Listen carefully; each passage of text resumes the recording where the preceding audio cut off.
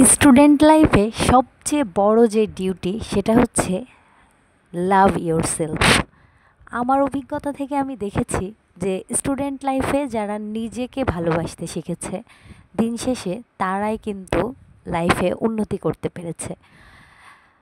আমরা যখন প্রথম বর্ষে আসি তখন অনেক ধরনের সারাউন্ডিংসের মধ্য থেকে আমরা যাই, অনেক ধরনের সিচুয়েশনের মধ্য থেকে আমরা যাই।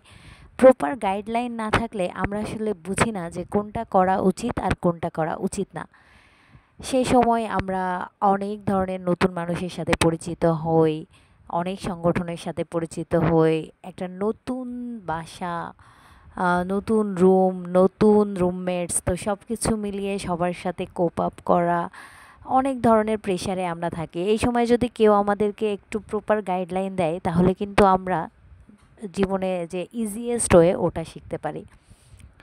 তো আমরা যে পড়াশোনা করতে আসি প্রথম পর্যায়ে, প্রথম বর্ষের স্টুডেন্টদের জন্য মেনলি আজকে আমার এই ব্লগটা করছি, যে বিশেষ করে মেয়েরা, তোমরা যারা ফার্স্ট ইয়ারে আসবে, তোমাদের আশেপাশে কিন্তু দুধের মাছের মতো অনেকেই ঘোরাফেরা শুরু করবে। মনে রেখো, যারা তোমাদের আশেপাশে ঘুরতেছে তাদের সবাই কিন্তু তোমাদের দায়িত্ব নেওয়ার জন্য প্রস্তুত না।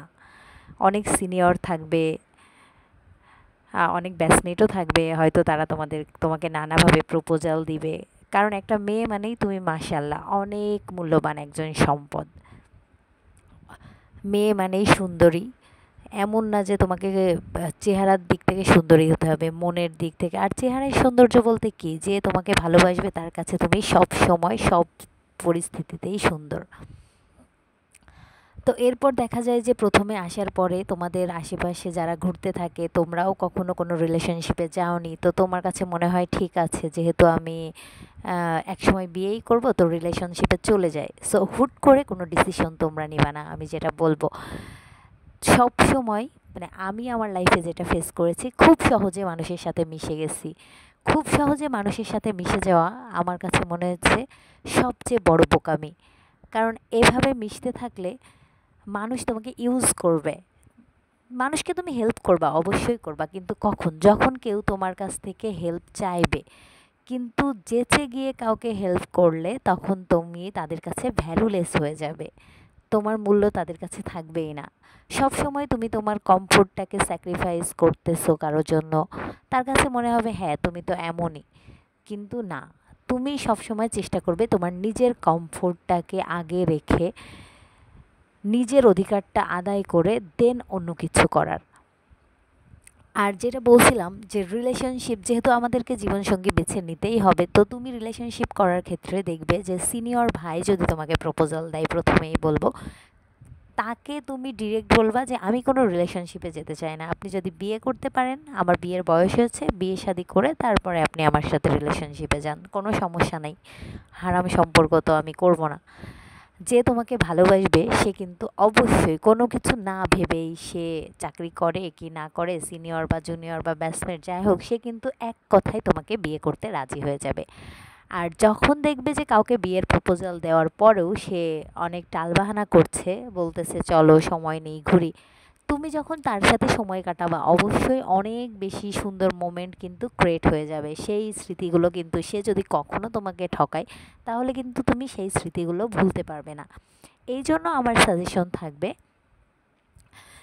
যে রিলেশনশিপ বা বন্ধুত্ব করবা শুধুমাত্র তার সাথেই যার সাথে তুমি সারা জীবন থাকবা।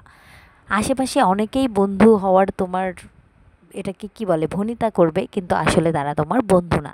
দিন শেষে দেখবা যখন তোমার মাস্টার শেষ হয়ে যাবে কেউ কিন্তু তোমার পাশে নাই, শুধু সেই পাশে পাশে আছে যার সাথে তুমি সারা জীবন থাকতে চেয়েছো। তো এই জন্যই কি দরকার এত মানুষের সাথে তোমার যোগাযোগ রাখার? তবে একটা বিষয় আছে, সবাই কিন্তু একরকম না। কিছু কিছু মানুষ থাকবে, মানে আমার ক্ষেত্রে এটা হয়, আমি কিন্তু মানুষের সাথে মানে ২-১ দিন মেশার পরেই বুঝি যে আসলে সে কেমন বা তার মেন্টালিটি কেমন, আমার সাথে যায় কি না। যদি আমি দেখি যে আমার সাথে তার মেন্টালিটি যায় না, আমি তাকে এড়িয়ে চলার চেষ্টা করি।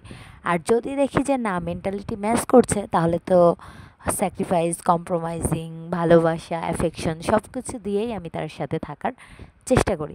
তো তোমাদেরকে বলবো অবশ্যই অবশ্যই অবশ্যই বিশ্ববিদ্যালয়ে এসেছো, বিশ্ববিদ্যালয়ে আসার পরের জীবনটাই কিন্তু শেষ জীবন না, এটা মাত্র শুরু। এরপরে এখনও তোমাকে অনেক রাস্তা যেতে হবে। এই রাস্তায় যত সাবধানে পা ফেলবে তুমি তত বেশি লাইফে প্রসপার করতে পারবে।